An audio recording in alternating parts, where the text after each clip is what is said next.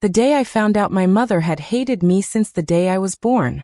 My name is Emily Carter. I'm 28 years old, and for almost 3 decades, I believed my mother, Susan Carter, was simply someone who struggled to show affection. I grew up thinking her coldness toward me was just her reserved personality, that her distant looks were just shyness, and that her blatant favoritism toward my younger brother, Michael, was just a coincidence. I was completely wrong. The discovery that shattered my entire reality happened on a rainy afternoon in March 2023, in Savannah, Georgia, while I was helping my mother clean out the attic of the house I grew up in. It was a modest single-story home in a quiet neighborhood, with 3 bedrooms, a small living room, and a backyard where my mom tended her beloved white roses. The attic was a chaotic storage of memories, dusty boxes, old furniture covered in faded sheets, and that distinct smell of places that haven't been opened in years. At 55, my mother had decided it was time for a big cleanup before selling the house and moving into a smaller apartment. Susan was an average-height woman, with light brown hair always pulled tightly into a bun, and facial expressions as stiff as stone. Her perfectly manicured hands trembled slightly as she sorted through boxes, and I figured it was just the natural anxiety of letting go of a lifetime of belongings. "Emily, grab that box in the corner," she said, pointing to a faded cardboard box pushed against the far wall of the attic. "It's just old papers. You can throw it all out." I obeyed like I always had. My whole life, I had learned that questioning my mother or showing any sign of defiance resulted in icy silences that could last for days. I grabbed the box, heavier than I expected, and as I lifted it, the tape sealing it gave way, spilling dozens of papers across the dusty floor. "I got it," I said quickly, kneeling to pick them up. There were all kinds of documents. Old certificates, vaccination cards, report cards, yellowed photographs. But then my hand touched an envelope, thicker paper, cream-colored, with my name written on the front in childish handwriting, and a strange wave of curiosity took over me. "Mom, what's this?" I asked, holding up the envelope. Her face instantly drained of color. She stepped down from the ladder and rushed toward me with an urgency I had never seen in her before. "It's nothing important," she snapped, reaching for the envelope. "Just old stuff." But something about the way she reacted made me hesitate. For 28 years, I had accepted all her vague explanations, her evasions, her coldness as normal. But not this time. Not with this envelope in my hands. Not while watching the barely masked panic in her eyes. For the first time in my life, I disobeyed her. I opened it. Inside was a handwritten letter on hospital letterhead, dated June 15, 1995, exactly 1 month after I was born. It was addressed to my mother and signed by a psychologist named Dr. Helen Matthews. My hands trembled as I began to read aloud. "Dear Susan, following our conversation yesterday, I understand that you are going through an extremely difficult time following Emily's birth. It's important that you know what you're feeling isn't uncommon, though it is something that requires attention and care." I stopped reading and looked at my mother, who stood as pale as a sheet. "Mom, what is this?" "Emily, give me that letter. Now." Her voice had that familiar authoritative tone I knew so well, but this time something deep inside me refused to back down. I kept reading, and the next words changed my life forever. "You mentioned that from the moment you saw the baby, you felt an overwhelming sense of aversion. You described feeling anger instead of the maternal love you expected. You spoke about moments where you had to step away from the crib because you felt the urge to harm the baby. I want to remind you that these feelings, while frightening, can be treated with proper therapy." My hands began to shake violently. It felt like the floor beneath me was vanishing. "Mom, you wanted to hurt me? When I was a baby." Susan closed her eyes and took a deep breath. When she opened them, there was something entirely different in her gaze. It wasn't the cold, distant woman I had always known. It was like a mask had finally fallen away, revealing something far darker underneath. "You wouldn't understand, Emily. You just can't." "Then make me understand." My voice was louder than I intended, echoing off the attic walls. "Explain to me why my own mother hated me from the moment I was born." The silence that followed was suffocating. All I could hear was the rain pounding against the roof and the ragged sound of my own breathing. Susan sat down on an old box, buried her face in her hands, and began to cry. But it wasn't the kind of crying that came from regret or sadness. It was a cry of relief, like a massive weight had finally been lifted. You want the truth, Emily?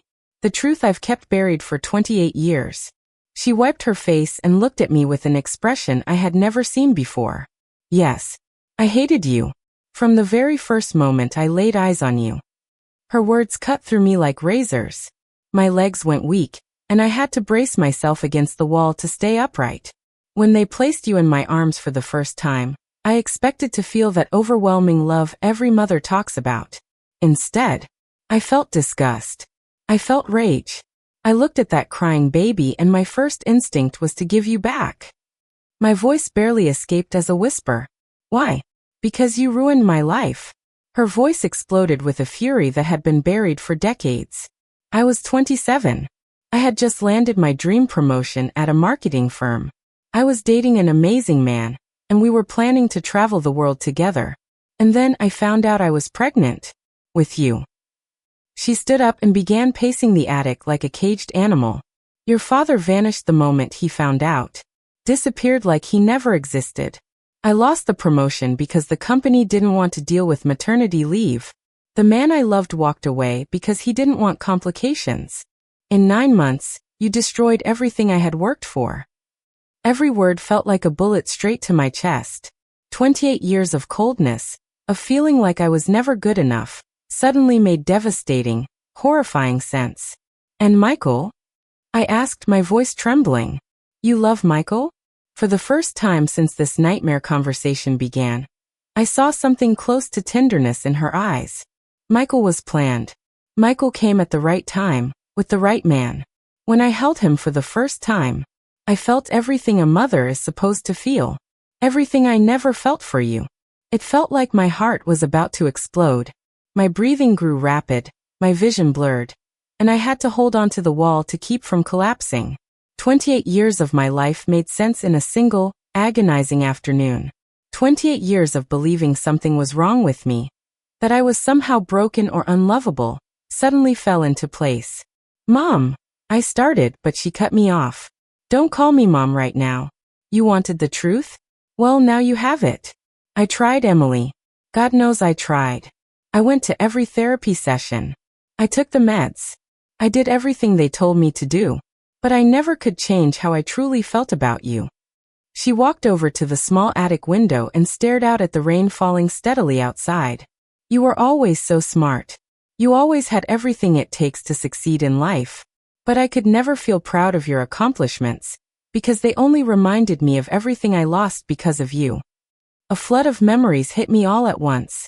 Every time I came home with straight A's only to hear a dismissive good for you. The day I graduated magna cum laude with a degree in civil engineering from the University of Georgia, and she showed up 15 minutes late, because she was busy taking Michael to his soccer practice. The day I bought my first apartment at 25, and her only comment was, "It's too small for a family." All these years, I whispered, my voice cracking. I thought the problem was me. I thought I was broken. That something was fundamentally wrong with me. Something that made me unworthy of my own mother's love. The problem was never you, Emily, she replied, still staring out the window. The problem was always me. But that doesn't change the fact that I could never love you. The rain tapped against the roof, a somber soundtrack to the most devastating moment of my life. I looked around the attic, this space filled with memories of a family I thought I knew. And suddenly it all felt fake. Every photo, every keepsake, every object was now tainted by this horrible new truth. So what now? I asked, still clutching the letter that had detonated my entire life. Susan turned to look at me one last time. Now you know the truth. And I can finally stop pretending. She walked down the attic stairs, leaving me alone with the discovery that would change everything. I stayed there for over an hour, reading and rereading the letter, trying to process 28 years of a life that suddenly made no sense at all. When I finally came downstairs, my mother was in the kitchen making coffee, as if nothing had happened. "I'm leaving," I said from the doorway. "All right," she replied without even looking up. "The spare key is under the flower pot by the front door. Leave it there when you're done packing up the attic." I walked out of the house I had grown up in for the very last time, driving through the rain-soaked streets of Savannah with tears streaming down my face. It wasn't just the revelation itself that shattered me. It was the cold, emotionless way she delivered it. It was the confirmation that all my worst fears about myself were real, that the person who was supposed to love me unconditionally never even liked me. When I got to my apartment in Midtown, a small but cozy space I had carefully made my own, I collapsed onto the couch, still in shock. My eyes drifted to the photos on the bookshelf.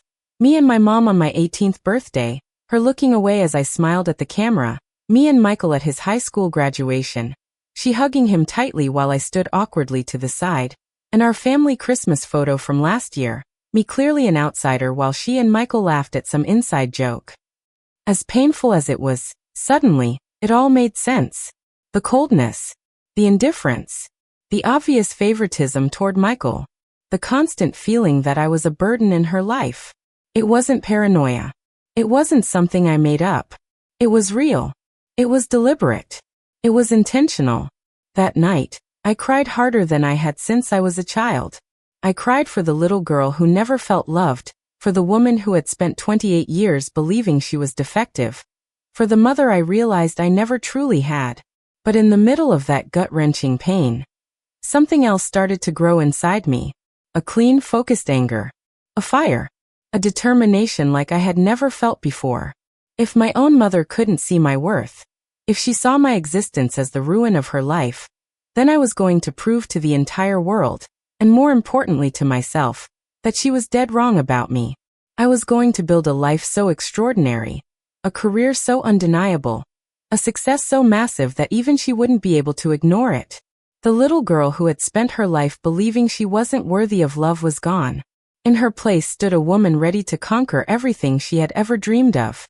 Not to prove anything to Susan Carter, but to prove to herself that she was worthy of every good thing this life had to offer. My revenge would be the sweetest kind. Success. The kind of success no mother could ignore, built by the daughter she never knew how to love. The first few months after that revelation were the hardest of my entire life.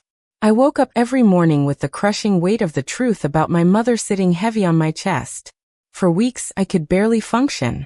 I worked as a civil engineer at a mid-sized construction firm in Savannah called Horizon Builders, a respectable job I had earned after graduation. But after that day in the attic, even the simplest tasks felt overwhelming.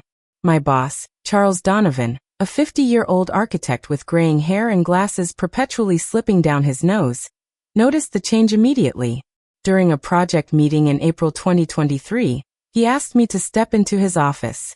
"Emily, you've been one of our top engineers since the day you got here, but lately, something's different," he said, gesturing for me to sit in the leather chair across from his massive oak desk.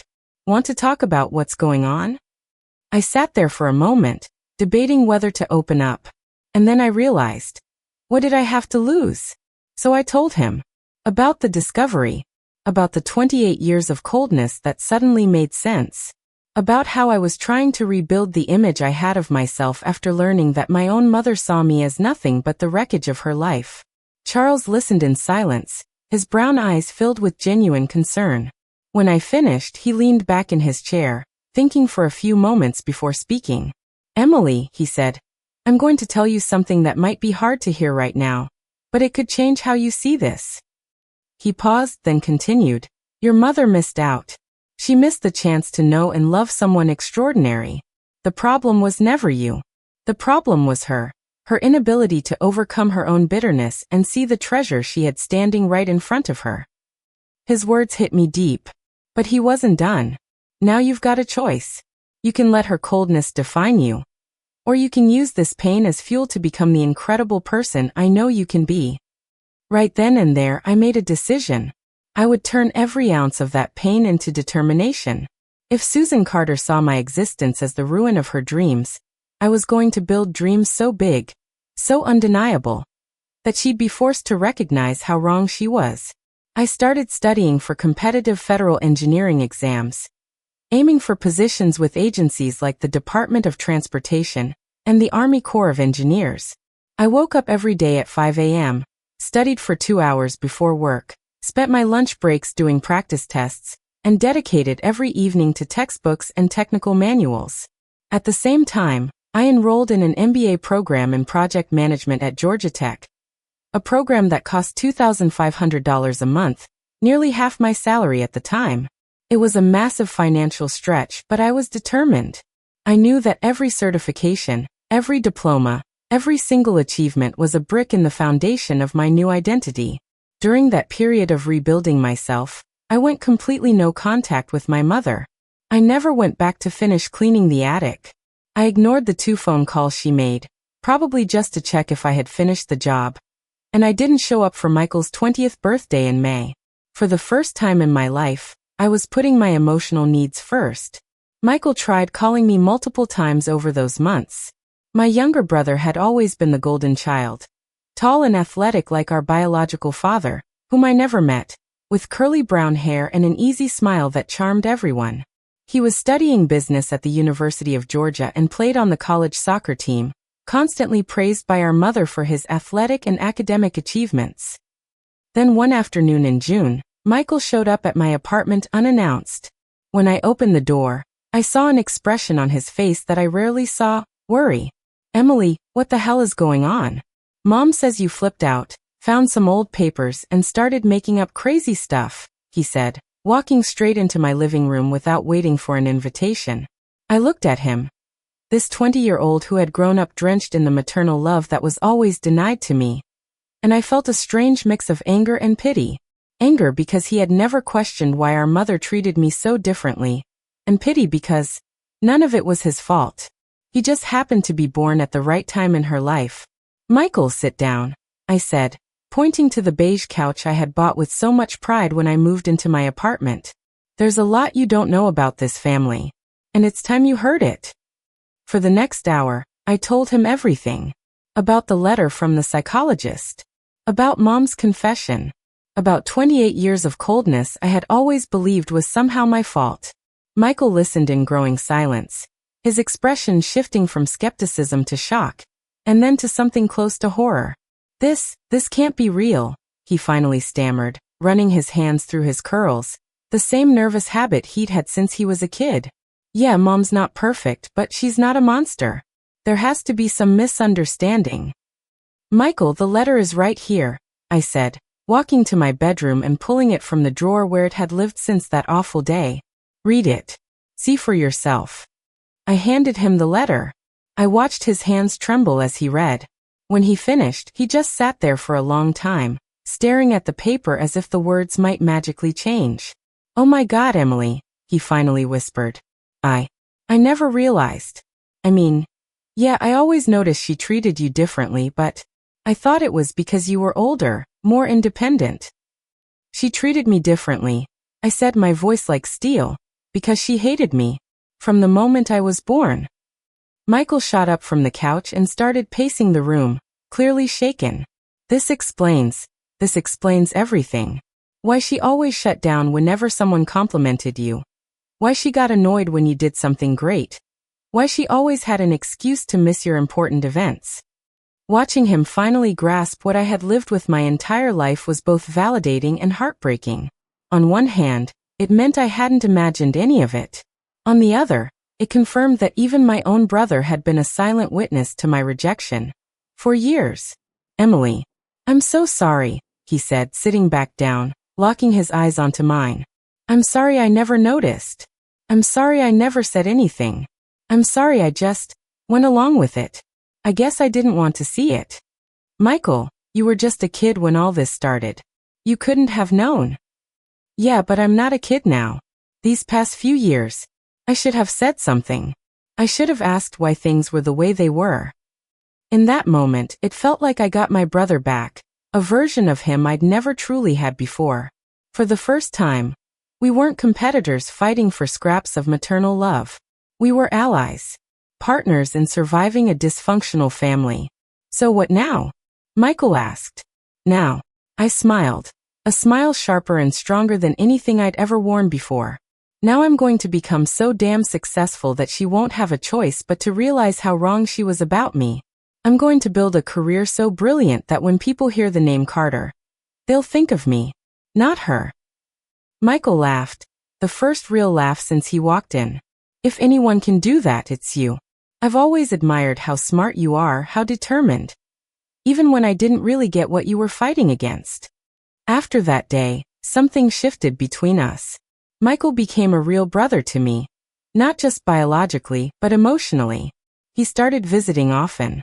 We talked about everything, his classes, his soccer games, his relationships. And I shared my career plans, my academic goals, my victories. For the first time ever, we were family. A real one. In August 2023, the results came in from the federal engineering exam for the Department of Housing and Urban Development. I had placed third, out of over 15,000 applicants nationwide. The job was in Washington, D.C., with a starting salary of $120,000 a year, more than double what I was making at Horizon Builders. When Michael heard the news, he showed up at my apartment with a bottle of champagne and a bouquet of flowers. Emily, this is insane. Third in the whole freaking country. You're a genius. It's not over yet, I replied, though inside I was bursting with pride. This is just the beginning. I accepted the position in D.C. even though it meant leaving Savannah behind. Leaving the city, the memories, and the family. Truthfully, the physical distance felt like a blessing. I needed, to start a life that had nothing to do with the shadows of my past.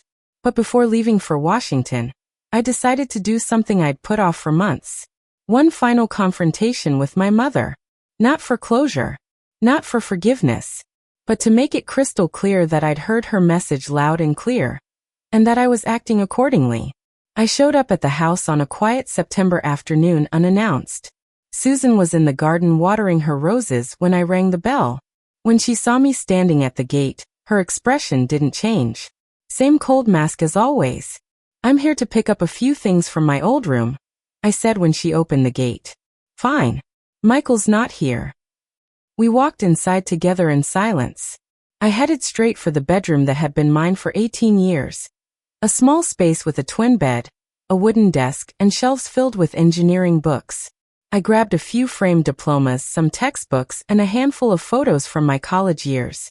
When I stepped out of the room with a small box of my things, I found her in the kitchen, making coffee, like she always did when she was anxious but trying to look unaffected. Mom, I said, setting the box down and standing in the doorway. It was the first time we'd spoken since that day in the attic. She stopped what she was doing, turned toward me, but wouldn't meet my eyes. I just want you to know. I got the message. Loud and clear. I understand that you see me as the ruin of your life. That you never loved me. That you've always seen me as a mistake. Message received. She stood there frozen, gripping a porcelain mug like it was some kind of shield.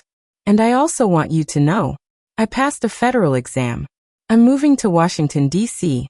I got a job at the Department of Housing and Urban Development. I'll be making more money than you've probably ever seen in your entire life. And guess what? This is just the beginning. For the first time, I saw a real reaction in her eyes. It wasn't pride, no, but something close to surprise. Genuine.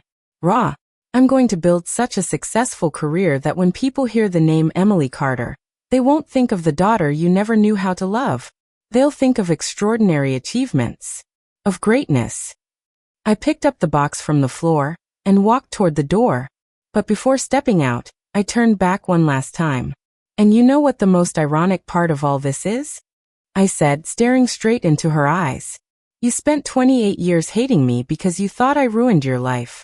But I'm going to take that hatred and use it as fuel to build a life so extraordinary that you'll spend the rest of your days regretting having wasted the chance to be proud of a daughter like me. I walked out of that house without looking back, driving through the familiar streets of Savannah for the last time as a resident. On the passenger seat sat the box with my things, and tucked beneath some books, the letter from the psychologist that had changed my life forever. In October 2023, I moved to Washington, D.C., and started my new position at the Department of Housing and Urban Development. The work was demanding and exhilarating. I managed major urban infrastructure projects in mid-sized cities, coordinating multidisciplinary teams and multimillion-dollar budgets. For the first time in my life, I felt that my intelligence, my drive, my dedication were genuinely recognized by people who truly mattered. My direct supervisor in DC was Paul Andrew Ferguson, a 45-year-old civil engineer who had built an impressive career in public service and was known for spotting and nurturing talent. From my very first week, he believed in me in a way I had never experienced before. "Emily," he said during my 90-day review, "it's rare to find someone with your combination of technical mastery and natural leadership. I've got some special projects in mind that I think are tailor-made for you." Just 6 months into the job, I was assigned to lead a pilot urban revitalization program in Austin, Texas, a project that, if successful, would be replicated across 50 cities nationwide. It was a massive responsibility for someone so new to the agency, but Paul believed I had the perfect mix of technical expertise and execution skills to pull it off. Throughout this time, I stayed in close contact with Michael. He followed my journey with genuine excitement, calling me every week to hear about my projects, my challenges, always ending with the same words: "I'm so damn proud of you." "And how's Mom?" I asked, the question that always hung in the air between us. "She asks about you sometimes," Michael admitted. "She gets weird when I mention how well you're doing. I think she doesn't know how to process it. Like, part of her is in disbelief."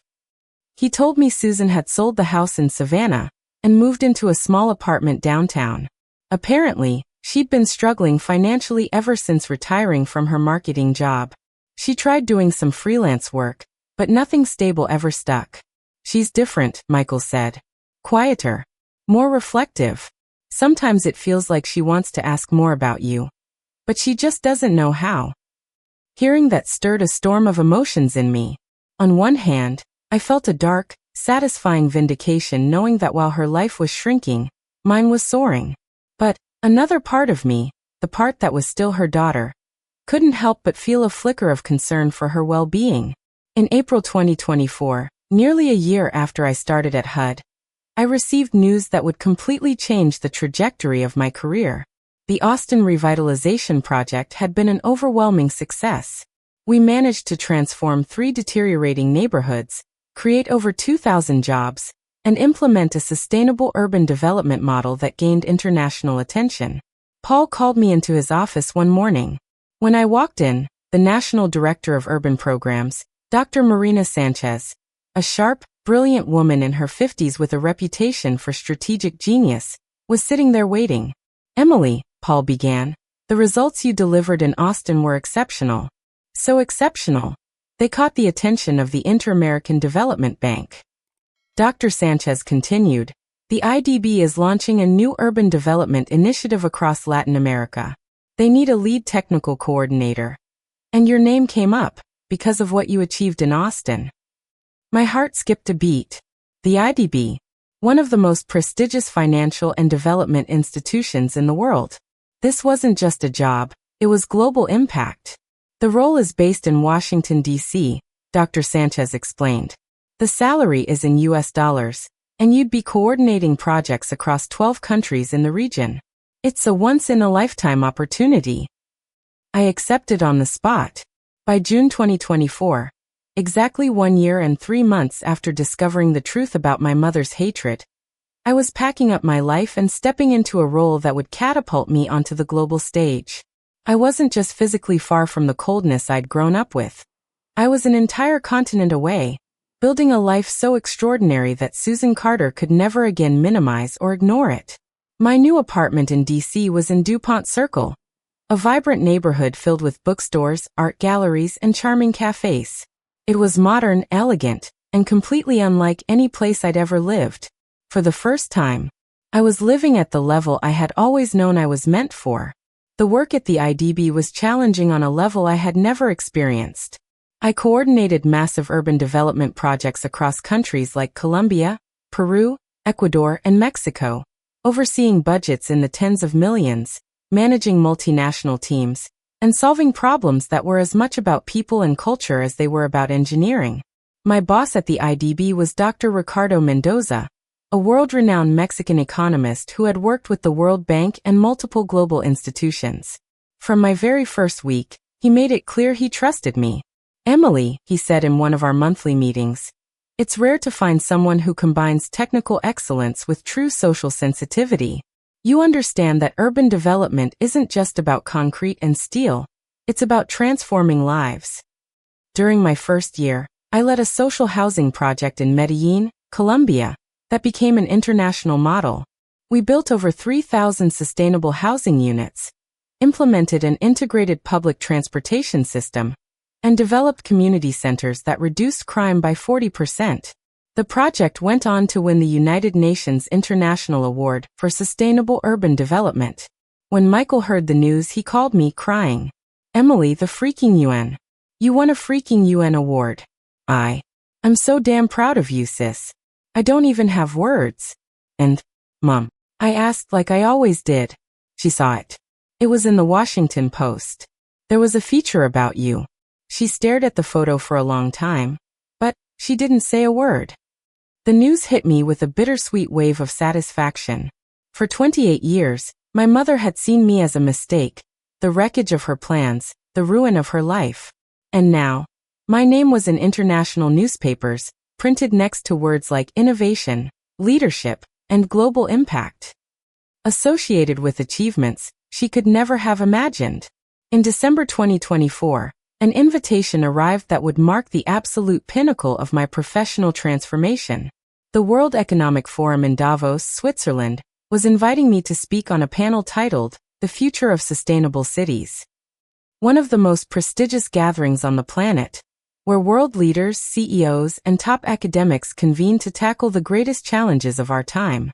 When I told Michael about the invitation, he went completely silent for a few seconds before exploding. "Emily, you're gonna be at Davos. Davos. You're gonna be in the same room as presidents, prime ministers, and the CEOs of the biggest companies in the world. This is insane." "Michael, there's something I need you to do for me," I said, already formulating the next move in this complicated emotional chess game that had been unfolding between me and my mother for nearly 2 years. "Anything. Name it. I want you to show her the event program. I want you to show her that my name is there, right alongside the names of world leaders. Not to hurt her, but so she finally understands fully, irrevocably, exactly who the daughter is that she never knew how to love." Michael went quiet for a moment. "You're sure? I think this might hit her harder than anything else has." "I'm sure. It's time she understands. Completely." January 2025 arrived with a cocktail of anticipation, determination, and quiet triumph unlike anything I'd ever experienced. Davos wasn't just a professional milestone. It was the stage where the world would witness my personal transformation. At 29 years old, less than 2 years after discovering that my mother had never loved me, I would be standing alongside some of the most powerful people on the planet. The preparation was intense. I spent weeks refining my presentation. Inclusive urbanization. How cities can combat social inequality through smart design. It was a distillation of everything I had learned from projects in Austin, Medellin, and across Latin America, fused with a forward-looking vision for the future of sustainable cities. Dr. Ricardo Mendoza, my mentor at the IDB, worked closely with me on every detail. "Emily," he said during one of our prep sessions, "you have a unique opportunity here. You're not just representing the IDB. You're shaping how global leaders think about urban development for the next generation." A week before flying to Switzerland, Michael called me with an update about our mother. "Emily, I did it. I showed her the event program, just like you asked. I pointed to your name on the speakers list, right next to world leaders." "And how did she react?" "She stared at it, for a long time. Didn't say a word for like 5 minutes. Then she asked if I was sure. If it was really you. When I said yes, she just got quiet. Really quiet. All night." Michael paused, then added, "Emily, I think she's starting to understand. And I think it's hitting her harder than you even imagined." "Good," I replied. Though deep down, somewhere buried beneath the armor, a small, complicated knot of pity twisted inside me. On January 15, 2025, I boarded my flight from Washington, D.C. to Zurich, then caught a train to Davos. During the 8-hour flight, I stared out at the clouds, reflecting on the extraordinary path that had brought me here. Less than 2 years ago, I was a talented but relatively unknown engineer in Savannah, battling feelings of inadequacy I hadn't even fully understood. Now I was heading to one of the most influential events in the world, representing not only the IDB but a new global vision for sustainable cities. Davos in January is surreal. The entire town transformed. Snow-covered streets lined with black SUVs, luxury hotels buzzing with diplomatic delegations, security agents, and journalists from every major network. My hotel, the Steigenberger Grand Hotel Belvedere, was a stately building with panoramic views of the Swiss Alps. They had put me in a suite, marble floors, velvet drapes, and windows overlooking the mountains. The night before my panel, I attended a private networking dinner and found myself seated with some of the most recognizable names on earth. At my table, Dr. Ngozi Okonjo-Iweala, Director General of the World Trade Organization, billionaire entrepreneur Elon Musk, and Danish architect Bjarke Ingels, famous for his futuristic sustainable designs. Ms. Carter, Dr. Okonjo-Iweala said warmly during the dinner, "I've read about your work on social housing in Medellin. It's exactly the kind of innovation the world needs, practical, scalable, and deeply human." Elon, ever blunt, was even more direct. "Your projects, they merge economic efficiency with real social impact. That's rare. Very rare. We need more of that." Later that night, alone in my suite staring out at the moonlit Alps, I thought of my mother. I pictured Susan in her tiny apartment back in Savannah, maybe watching CNN, maybe scrolling through articles about Davos, maybe seeing my name appear among the keynote speakers. And for the first time, what I felt wasn't rage. It wasn't even revenge. It was something more complicated. A strange, solemn mix of satisfaction, sadness, and maybe, just maybe, the faintest shadow of compassion. The morning of January 17th dawned clear and crisp. Blue skies. -8 degrees Celsius. I put on my navy blue tailored suit, custom Italian fabric, and walked to the Davos Congress Center with a calm, controlled confidence that had been forged in the fires of the hardest years of my life.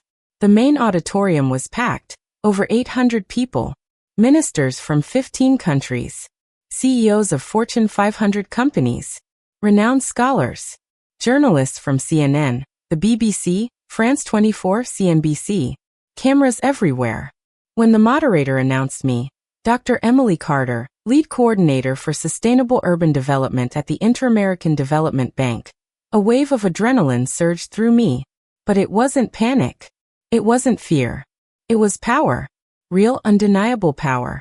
I stepped onto that stage and started with a challenge. "Ladies and gentlemen," I began, locking eyes with the front rows. "While we sit here discussing the future of cities, over 1 billion people worldwide are living in slums and informal settlements. The question is not whether we can solve this crisis. The question is whether we have the political will and the creative courage to implement solutions we already know work." For the next 25 minutes, I presented data, success stories, economic models, and actionable frameworks. I showed how the Medellin project had cut crime by 40%, increased household incomes, and drastically improved health and education outcomes, all through smart urban design and inclusive community-driven planning.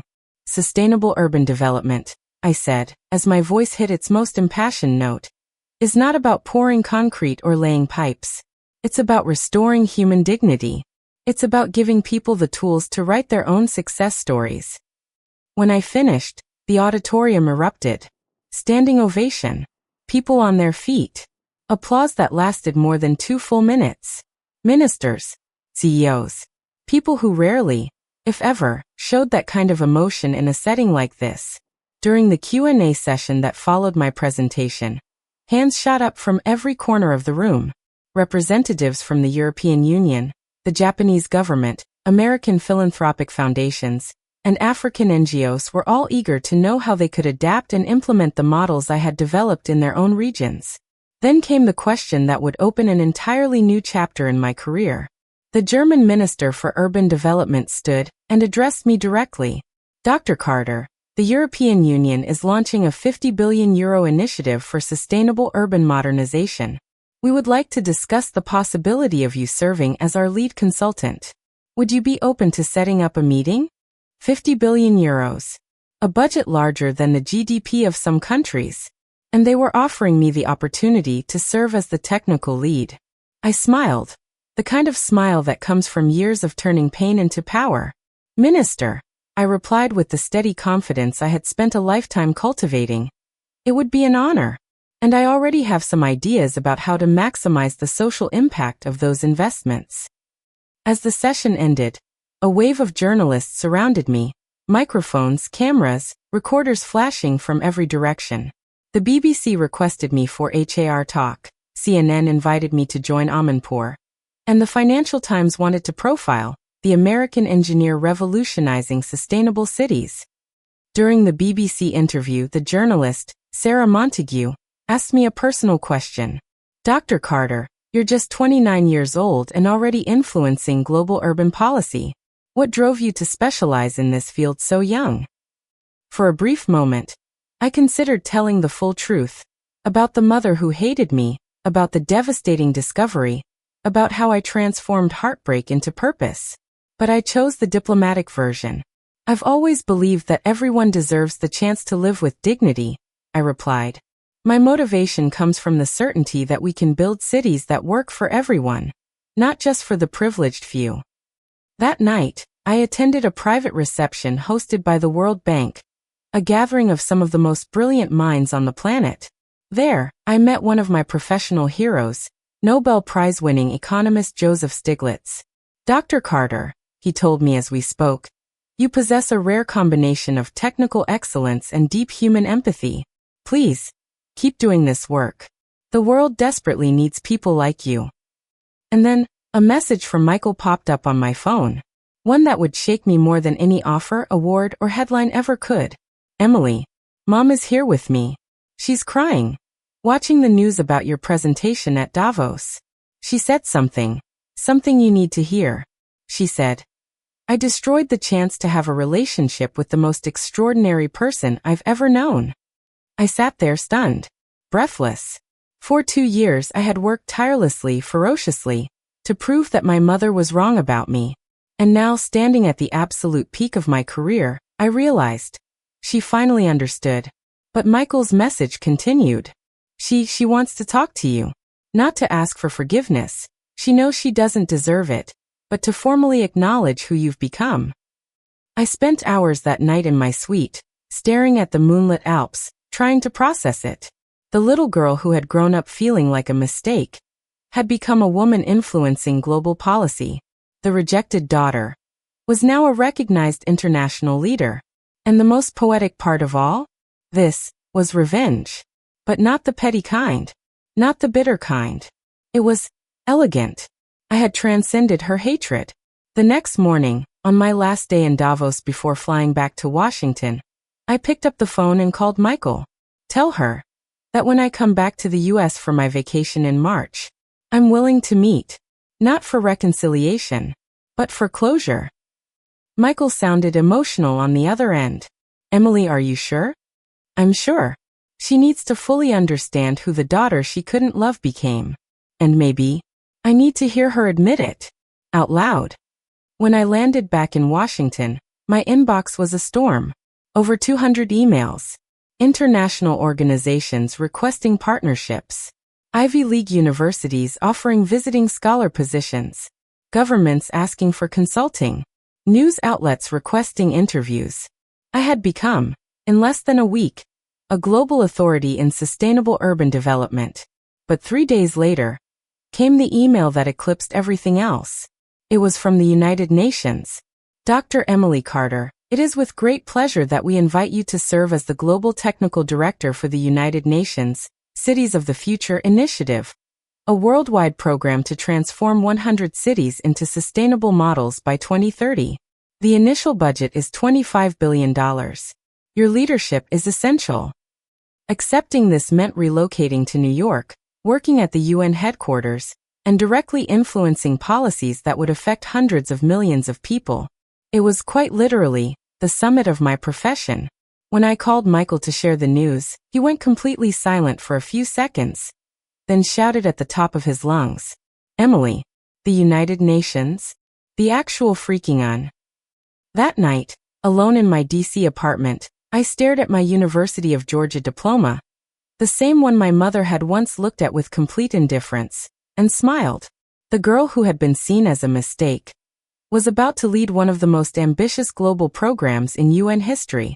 The sweetest revenge of all was a success so undeniable, so monumental, that not even a mother's deepest hatred could ignore it. March 2025 arrived, bringing with it a tension and anticipation I hadn't felt in a very long time. After accepting the UN role and officially becoming a global public figure, it was finally time to return home. Time for the conversation I had delayed for nearly 2 years. The final conversation with my mother. In the weeks leading up to my trip, the Brazilian media wouldn't stop talking about my appointment. Globo aired a 30-minute special titled, "The Brazilian Who Conquered the World." Folha de São Paulo ran a Sunday cover story. Veja magazine published a 6-page feature on my life story. But the headline that hit hardest was from Gazeta do Povo, my hometown paper. From Savannah to the World. The engineer who became a global icon. The article included interviews with former professors, colleagues, and even neighbors from my childhood home. Everyone talked like they had always known. Like my success was obvious from the start. A few days before my arrival, Michael called, his voice nervous. "Emily, Mom's been following every single news story about you. She's been cutting them out. Saving them. Every single one. And she's scared." Scared? I asked, though deep down I already knew why. Scared of having to look you in the eye and admit she was completely wrong. Scared of facing the reality that she wasted 28 years of both your lives. I landed at Savannah/Hilton Head International on a warm Friday afternoon in March. Michael was there waiting, along with a few local journalists who had gotten wind of my arrival. I wore my signature navy blue blazer, carried only a leather briefcase, and walked through that airport with the confidence of a woman who had nothing left to prove to anyone. Michael hugged me tightly. On the drive to my hotel, he filled me in on the latest. "Emily, she wants to see you tomorrow. At her new apartment. She said she has something she wants to show you." My hotel was the Radisson Blu, a 5-star downtown, where the nightly rate costs more than most Savannah residents made in a week. And that choice was intentional. I wanted it to be clear that I was no longer the young civil engineer who had left the city 2 years ago, but an international executive with the resources to live anywhere, however, and wherever I chose. That night, alone in the presidential suite, I mentally prepared what I wanted to say to my mother. It wasn't about anger anymore. Not about resentment. It was about closure. Finally closing a chapter of pain that had shaped my entire life. I needed her to fully understand who the daughter she never knew how to love had become. And I needed to hear her admit, with no room left for doubt, the magnitude of the mistake she had made. On Saturday morning, before the meeting with Susan, Michael took me on a nostalgic tour of the places we grew up. We passed by the University of Georgia, where professors who recognized me on the street stopped to congratulate me and take photos. We visited my old workplace, Horizon Builders, where my former colleagues threw together an impromptu reception to celebrate everything I'd achieved. Carlos Donovan, my old boss, hugged me with tears in his eyes. "Emily, I always knew you were special, but I never imagined this. You've become someone, that makes all of us proud beyond words." At 3 p.m., Michael drove me to our mother's apartment in downtown Savannah. It was a modest 8-story building, worlds away from the spacious house where we grew up. And when we rang the buzzer, her voice came through the intercom, trembling. "Come on up." The apartment was small. 2 bedrooms, a combined living room and kitchen, and the furniture. The same pieces I remembered from the house. But what caught me completely off guard were the walls. Everywhere, framed newspaper articles about my career. Headlines from the New York Times, the Washington Post, CNN, even The Guardian. My face. My name. My achievements, arranged like an art gallery. Susan was in the kitchen making coffee when we walked in. She looked older. Much older than the 2 years since we last spoke. Her hair was streaked with gray. Her face lined with deep, weary wrinkles, and her movements carried a fragility I had never seen in her before. "Emily," she said, nodding with formal stiffness. "Thank you for coming." "Mom," I replied, the word feeling strange on my tongue after so long. "Michael said you wanted to show me something." She motioned for us to sit at the small dining table, where she'd set out coffee and some cookies. For several long, heavy minutes, we sat in complete silence, each of us waiting for the other to speak first. Finally, Susan stood up, walked to a drawer in the sideboard, and pulled out a worn leather folder. "Emily, after our conversation in the attic, I started therapy with a new psychologist." She opened the folder, revealing dozens of handwritten notes, journaling exercises, and letters. Letters addressed to me.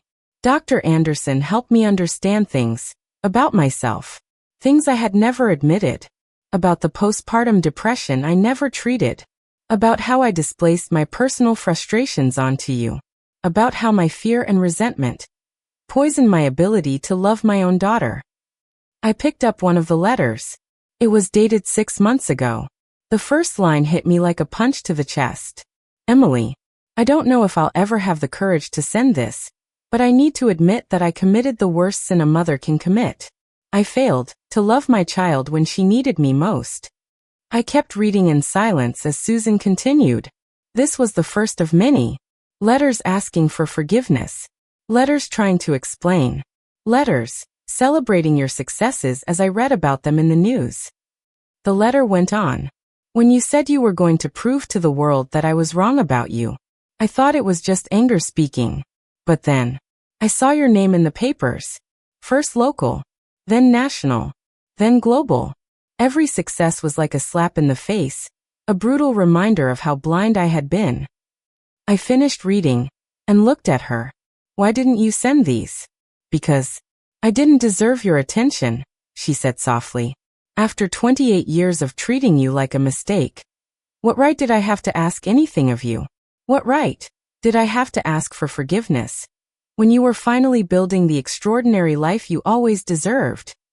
Michael, who had been quietly watching, stood. I'm gonna give you two some space. I'll be back in a couple of hours." When he left, the silence didn't feel nearly as suffocating as before. It was like the presence of the letters had built a bridge between us. A bridge made of regret on her side, and cautious curiosity on mine. "Emily." Susan wiped her tears with a tissue. "I've followed every step of your journey these past 2 years. Every promotion, every award, every international headline. And with every success, I understood more deeply the sheer magnitude of the mistake I made." She stood and walked over to the wall where the articles were framed. She touched one, a photo of me speaking at Davos, her hand trembling slightly. "When I saw you on that stage in Davos, speaking alongside world leaders, when I read about your appointment to the United Nations, I finally understood who you had always been, an extraordinary person, a person I was utterly incapable of recognizing until it was too late. And how does that make you feel?" I asked, not with malice, not anymore, but with genuine curiosity. She turned back to me, her face crumbling. "It makes me feel like the worst mother in the world. It makes me feel like I squandered the chance to know, to truly know, one of the most remarkable human beings who has ever walked this earth." For a moment, we sat there in silence. And then Susan said something that changed the entire tone of the conversation. "Emily, I'm not asking for forgiveness. I know I don't deserve it. I'm not asking for a second chance to be your mother. I lost that right a long time ago." She inhaled shakily. "I am only asking for the chance to formally acknowledge from mother to daughter that you are the most extraordinary person I have ever known, and that my failure to love you was the single greatest failure of my life." A surge of emotions swept over me. It wasn't forgiveness, not yet. Maybe not ever. But it was something close to understanding. "Mom," I said, the word tasting different this time, softer. "You're right about one thing. You lost the right to be my mother in the traditional sense. But maybe, just maybe, we can find a new way to coexist." Her eyes searched mine, a mixture of hope and resignation. What do you mean? I mean, I can't erase 28 years of coldness. I can't pretend I had a happy childhood, or that our relationship was ever normal. But I can accept that you finally understand who I've always been. I stood, walked to the wall, and looked at the photos framed there. One of me on stage at Davos, another receiving the UN award, dozens of newspaper headlines celebrating everything I had built. You've turned this living room into a museum of the daughter you never knew how to love, I observed, not with cruelty, but with a strange sense of calm. It's ironic, isn't it? She nodded, her voice barely a whisper. It's the most ironic, and the most heartbreaking thing in my entire life. I spent 28 years seeing you as a problem, and now I spend my days surrounded by proof that you were a miracle all along. My hotel was the Radisson Blu, a 5-star right in the heart of downtown Savannah, where the nightly rate was higher than what most locals made in a week. It was a deliberate choice, a statement. I wasn't the young engineer who had left the city 2 years ago. I was an international executive now, a woman with the power to choose where and how she lived. That night, alone in the presidential suite, I mentally rehearsed everything I wanted to say to my mother. This wasn't about anger anymore, or revenge. This was about closure, about ending, once and for all, the cycle of pain that had shaped my entire life. I needed her to fully understand who the daughter she never knew how to love had become. And I needed to hear her say, without filters, without excuses, that she knew exactly how devastating her mistake had been. Saturday morning, before meeting Susan, Michael drove me around the neighborhoods where we grew up. We passed the University of Georgia, where professors who recognized me on the street stopped to shake my hand, congratulate me, and ask for selfies. We stopped by Horizon Builders, my old firm, where my former coworkers had organized a small, impromptu reception to celebrate everything I'd achieved. Carlos Donovan, my old boss, hugged me with tears in his eyes. Emily, I always knew you were special, but I never imagined this. You've made all of us proud in ways we can't even begin to describe. At 3 p.m., Michael drove me to our mother's new apartment in downtown Savannah. It was a modest 8-story building, nothing like the spacious family home where we had grown up. When Michael buzzed her apartment, her voice came through the intercom, shaky. Come on up. Her place was small, 2 bedrooms, a combined kitchen and living room, filled with the same furniture I remembered from childhood. But what caught me completely off guard were the walls. The entire living room was covered with framed newspaper articles. My face, my name, my achievements. Headlines from the New York Times, the Washington Post, CNN, The Guardian, all meticulously framed and arranged as if this were a personal gallery. Susan was in the kitchen, making coffee, when we walked in, and she looked older, much older than 2 years should account for. Her hair was streaked with gray, deep lines carved into her face, and her movements carried a weight of fragility I had never seen in her before. Emily, she said, giving me a stiff nod. Thank you for coming. Mom, I replied, the word feeling foreign on my tongue. Michael said you wanted to show me something. She motioned for us to sit at the small dining table, where coffee and cookies were already set. For a few long moments, we sat in heavy silence, each waiting for the other to speak first. Finally, Susan stood, walked over to a drawer, and pulled out a leather-bound folder. Emily, ever since that day in the attic, I started therapy with a new psychologist. She opened the folder, revealing dozens of handwritten notes, journals, reflection exercises, and letters, all addressed to me. Dr. Anderson helped me face things about myself, things I never wanted to admit, about the postpartum depression I never treated, about how I projected all my frustration, all my failures, onto you, about how I allowed my resentment to destroy our relationship. I picked up one of the letters, dated just 2 weeks earlier, right after the announcement of my appointment to the United Nations. My breath caught in my throat as I read the first line. My dearest Emily, today I saw your photo on the front page of every major newspaper. American woman, 29, to lead Global UN Cities Initiative, the headline said. I cried for an hour. Not tears of joy, tears of deep, bitter regret. How could I have been so blind? How could I have wasted so many years, incapable of seeing the light that was always shining in you? This one, I said, folding the paper carefully. This one is something. I wrote that the day I finally understood, Susan said quietly, that you became exactly what you were always destined to be, in spite of me, not because of me, and that I had lost the chance to be any part of that extraordinary journey. We sat there for hours talking. She told me about her therapy, about how she had followed every step of my career from a distance, about how the regret weighed on her every single day. And I told her about Washington, about the IDB, about Davos, about how I had used the pain of maternal rejection as rocket fuel for a life I never imagined possible. Emily, she asked softly, as the sun set beyond the apartment windows, can I ask you something? Of course. Are you happy? I mean, are you truly happy despite everything I put you through? The question caught me off guard. For 2 years I had been so focused, obsessed, even with building success, that I rarely stopped to assess my emotional well-being. You know, Mom, that's a complicated question. I answered truthfully. Professionally, I am living beyond even my wildest dreams. Personally, I'm still learning how to be happy. I'm still learning how to believe that I deserve love and healthy relationships. Susan lowered her gaze, guilt written all over her face.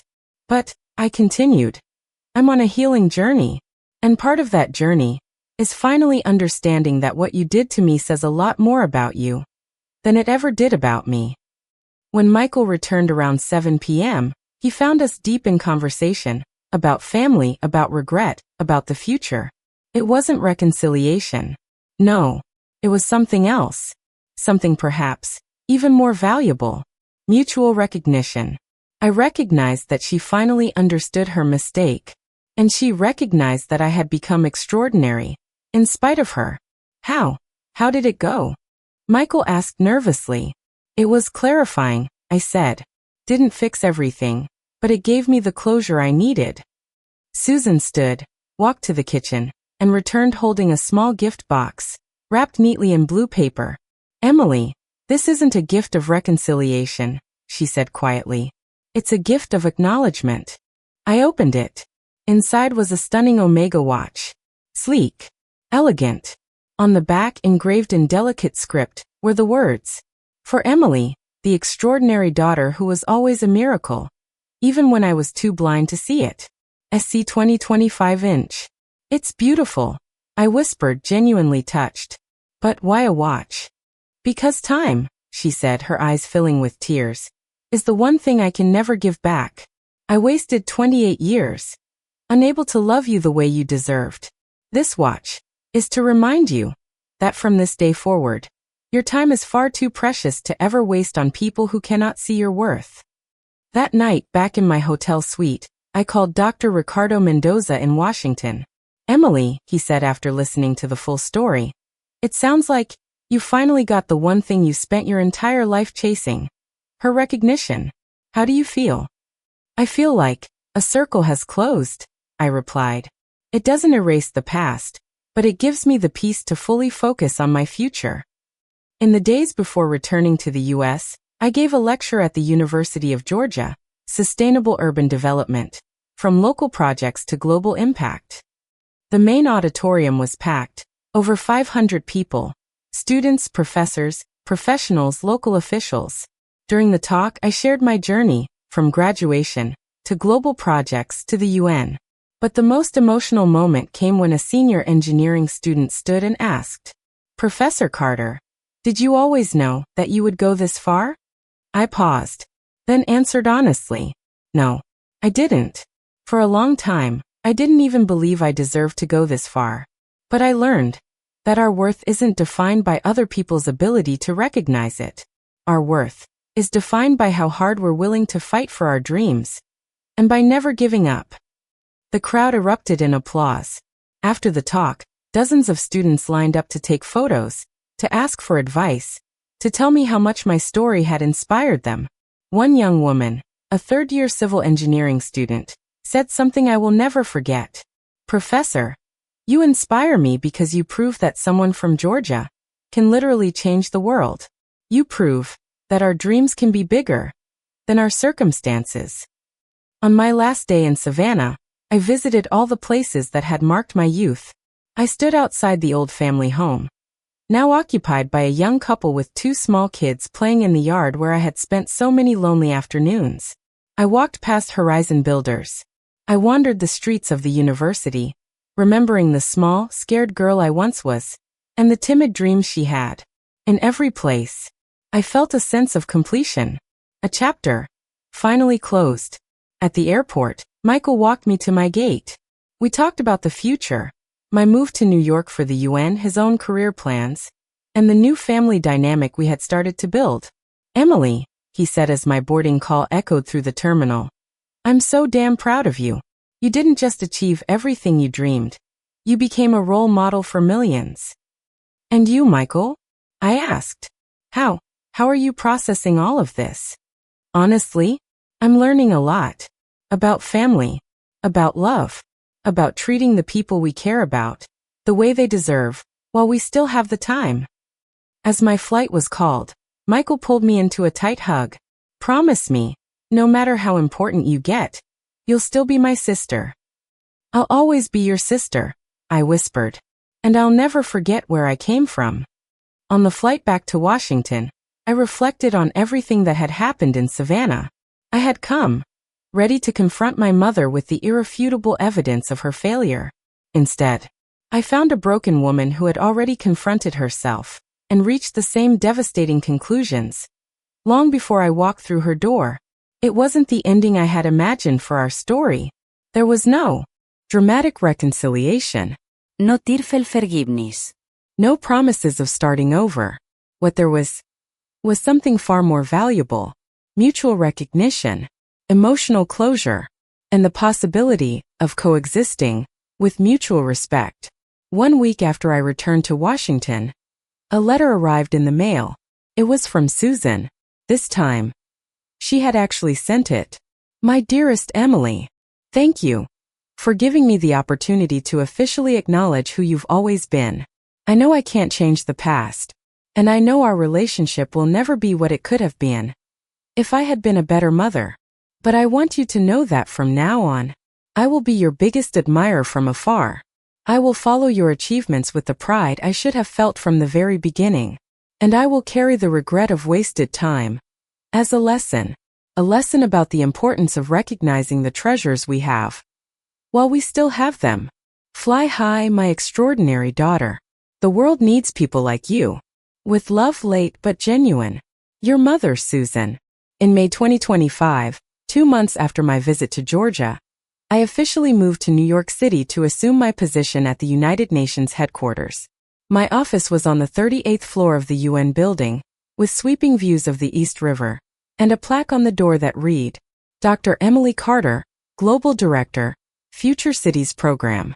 On my first day, as I sat in that black leather executive chair, staring out at the Manhattan skyline through the floor-to-ceiling windows, I reflected on the extraordinary journey that had brought me here. Just 2 years and 2 months earlier, I was a competent but relatively unknown civil engineer, reeling from the discovery that my own mother had never loved me. And now, I was one of the youngest people ever to lead a global program at the United Nations. During my first meeting with the international team, representatives from 50 countries who would work alongside me to transform 100 cities worldwide, I shared my vision. Ladies and gentlemen, our goal is not simply to build sustainable cities. Our goal is to prove that when we believe in people's potential and invest accordingly, we can transform reality in extraordinary ways. The room applauded, but only I understood the double meaning behind those words. I wasn't just talking about cities. I was talking about people, about myself, about transformation not just urban but human, about turning pain into progress. 6 months into my tenure at the UN, the Future Cities program was already producing astonishing results. We had launched pilot projects in 20 cities across 4 continents. We had created more than 50,000 direct jobs and established sustainable urban development models that were being studied by top universities worldwide. Then, in November 2025, A phone call came, one that would mark yet another milestone in my personal journey. It was the Nobel Committee. Dr. Carter, the representative said, "We are pleased to inform you that you have been nominated for the 2026 Nobel Peace Prize, alongside 4 other candidates, for your work in sustainable urban development and reducing social inequality." I sat in silence, processing those words. A Nobel nomination.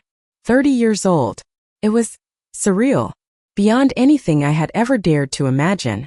The first person I called was Michael. "Emily, Nobel? You've been nominated for the freaking Nobel Peace Prize." "Just nominated, Michael. It doesn't mean I'll win." "Emily, at this point I don't doubt anything. You're rewriting the rules of what's possible." 2 hours later, my phone rang again. It was Susan. "Emily," she said, her voice shaking. "I saw the news about the Nobel. I'm not calling to try to insert myself into your success. I just needed to say that you have exceeded every expectation any mother could ever have for a daughter." "Thank you, Mom." "Emily, can I ask something?" "Go ahead. If you do win the Nobel, you don't have to mention me in your speech. I know I don't deserve that, but I just want you to know that despite all my failures, I am, and always will be, infinitely proud of you." That night, sitting in my Upper East Side apartment, an elegant space with floor-to-ceiling windows and a view of Central Park, I reflected on the extraordinary journey of the last 3 years. The girl who had once felt unloved, unworthy, had become a woman shaping global policy, a woman now being considered for the most prestigious award in the world. But more important than the accolades was the peace I had found. I was no longer the rejected daughter, desperately chasing maternal approval. I was whole, complete, a woman at peace with her story.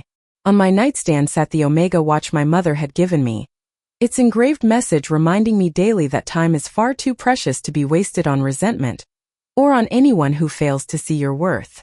In December 2025, exactly 3 years after discovering the truth that shattered my world, I hosted a small Christmas gathering at my apartment in New York. Michael flew in from Georgia. Some colleagues from the UN came. A few close friends from around the world joined.